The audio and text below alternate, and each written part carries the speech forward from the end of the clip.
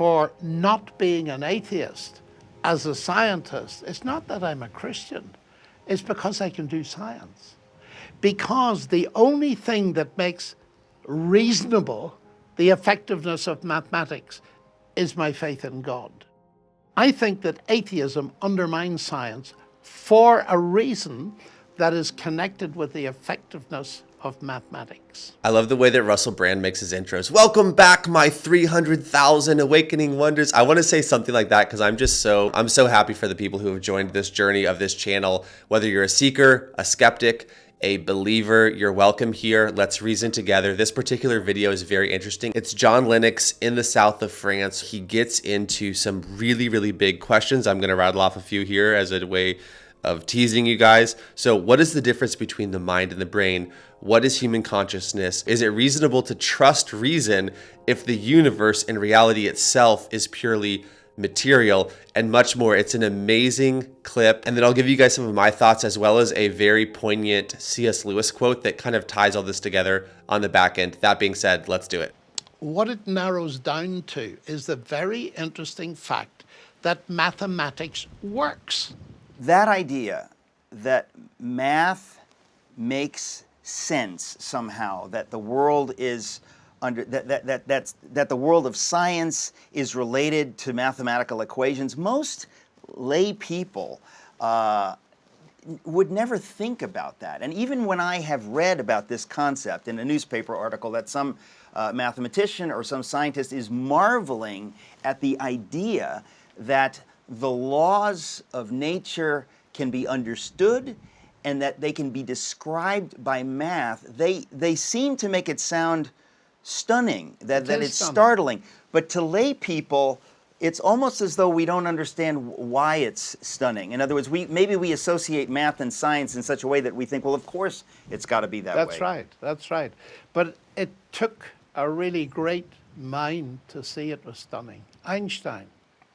Albert Einstein said the only incomprehensible thing about the universe is that it's comprehensible. And he was clever enough to see there was an issue. Eugen Wigner, who also with Einstein won a Nobel Prize for Physics, he wrote a paper which is much loved by mathematicians in 1961, and he called it the unreasonable effectiveness of mathematics. The unreasonable effectiveness. Now that's very interesting. Yes. In other words, you shouldn't expect mathematics to work. Now, Richard Feynman, the great American Nobel Prize-winning physicist, said the same thing. It's just stunning that it actually works.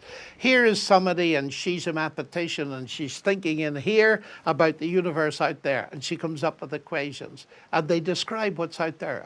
I mean, how does that possibly work in such a way that it gives us power over these things? Newton, law of gravity and his laws of motion alone, without even Einstein's corrections, can help us send a person to the moon.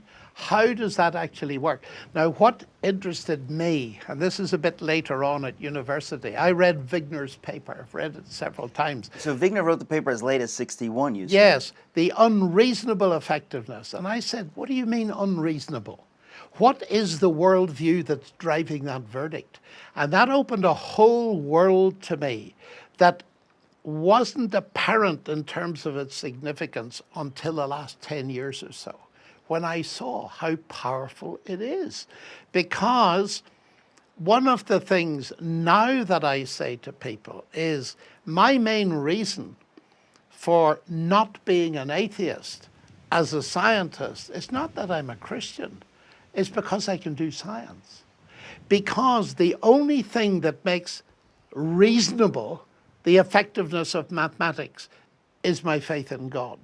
That's a very radical statement. It's a very radical statement. One almost never hears that statement, even from people speaking on the very subject on which we're speaking. That you're saying that not only are science and God compatible, you're saying, no, in a way that's wrong.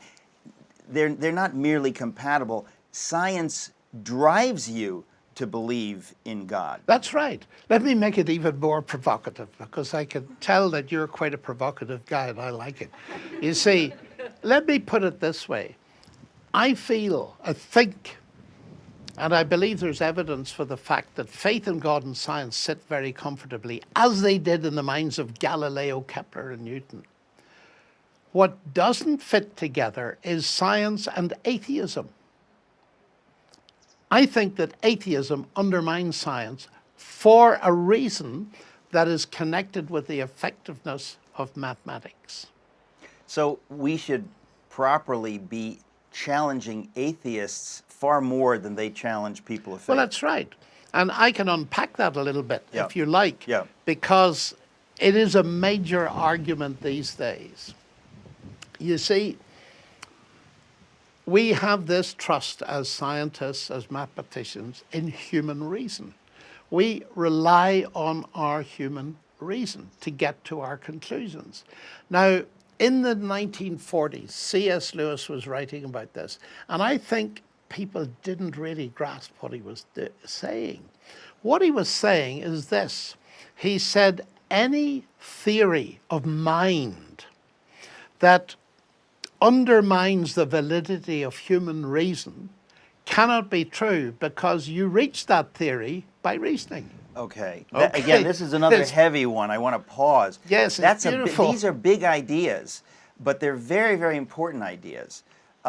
He phrased it in such a way, Lewis did, at some point, I can't remember the exact quote, but he says, if the universe made no sense, or if the universe were absurd, if the universe made no sense, we should never have discovered that. We never would be able to discover that. That is part of it. That goes down to the root of it.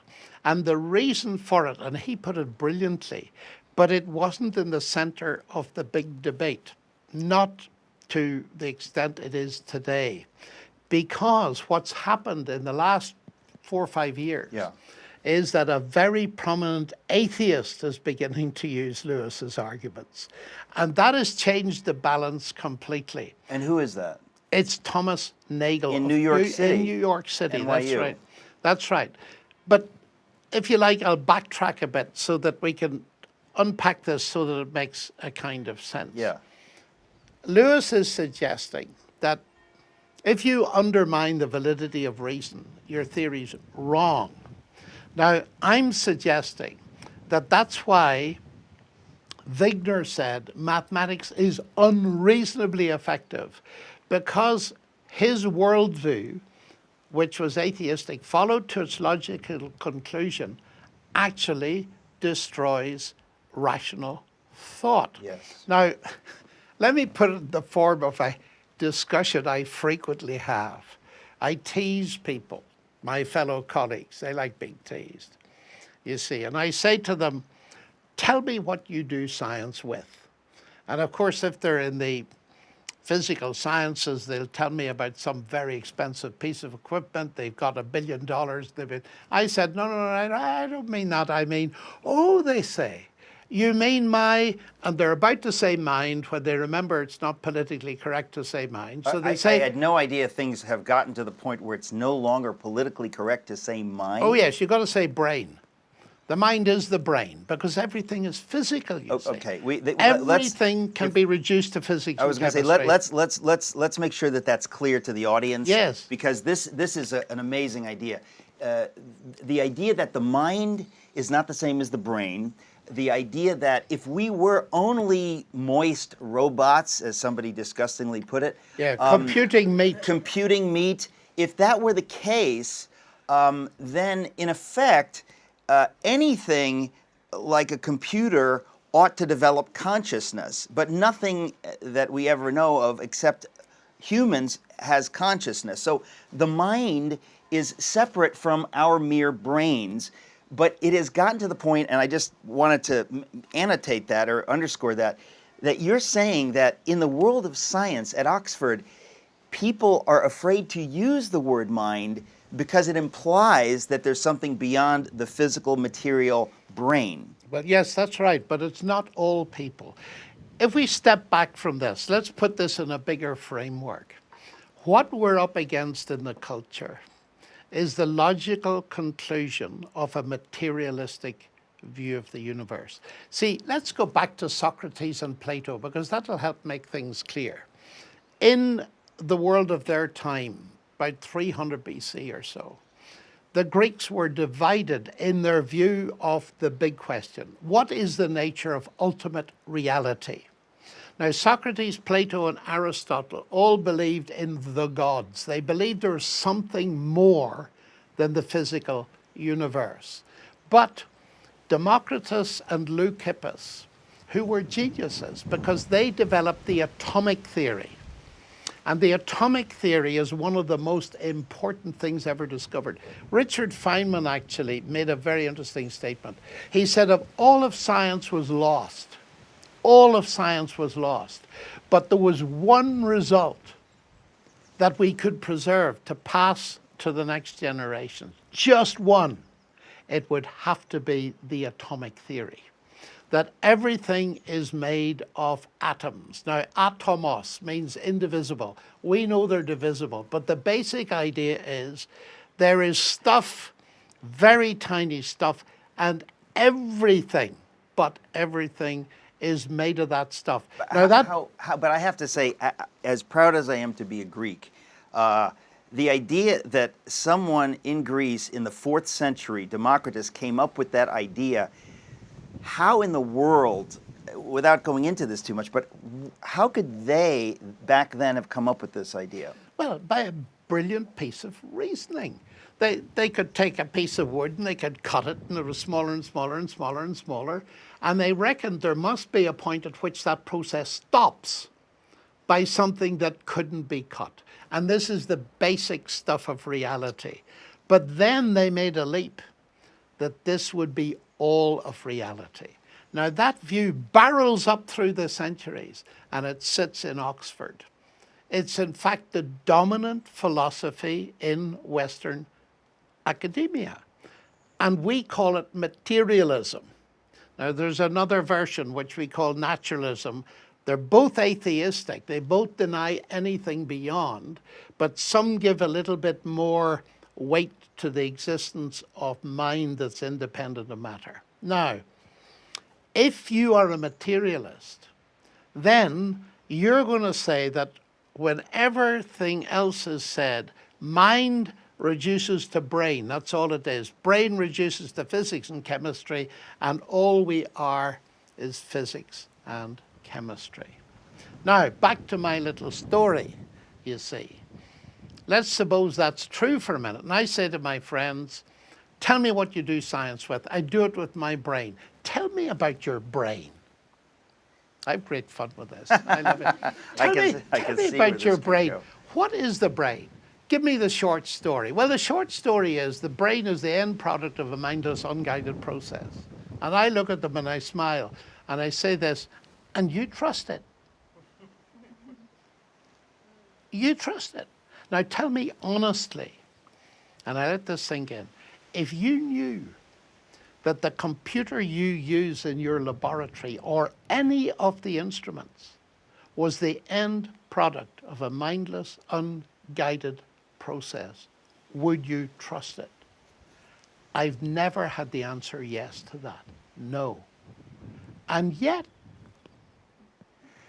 now I say, there's a problem there. Can you not see that you are using something that your theories, that is your philosophy, your worldview of what is ultimate reality, is destroying the very thing you want to trust? I regard that as totally inconsistent. Now, from where I sit, atoms aren't ultimate reality. Ultimate reality is God, who is mind. You've got it exactly the wrong way round. The fundamental stuff of the universe is not mass energy, it's spirit.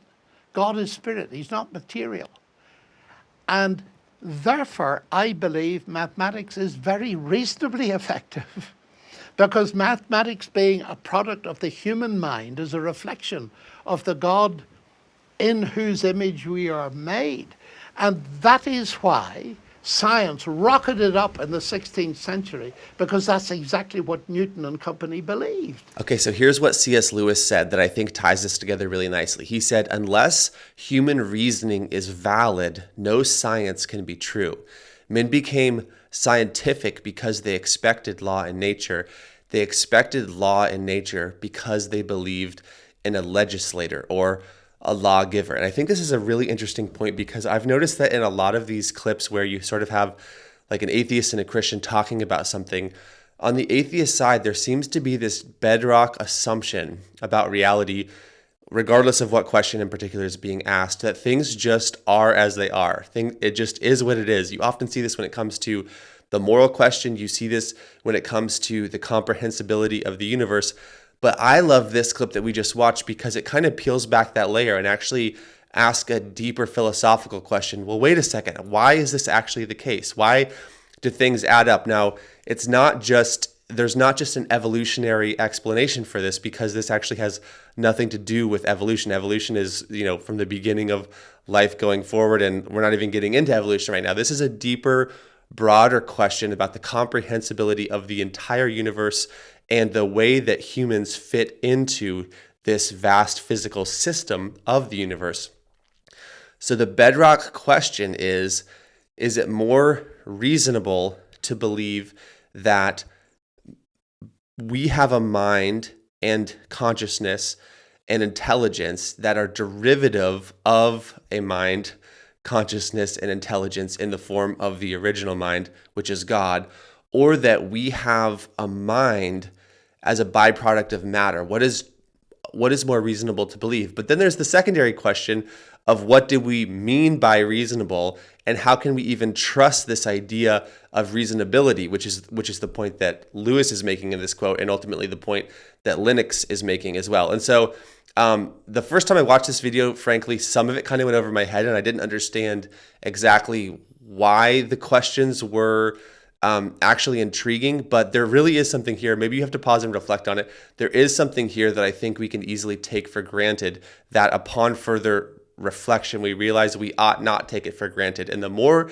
that you ponder these questions being raised by Lennox in this video, the more that you realize that the reasonability of the human mind is best seen in light of the original intelligence, which is God himself. And obviously this entire thing is just, as I often say, just a stepping stone towards ultimate reality. This doesn't prove that Jesus Christ is Lord. This video is not about that, but it does raise questions that bring about thought. And I think these questions can be helpful stepping stones to break one out of the paradigm of pure materialistic atheism. And for that reason, I like this clip. I hope you guys did as well, and I'll see you guys in the next video.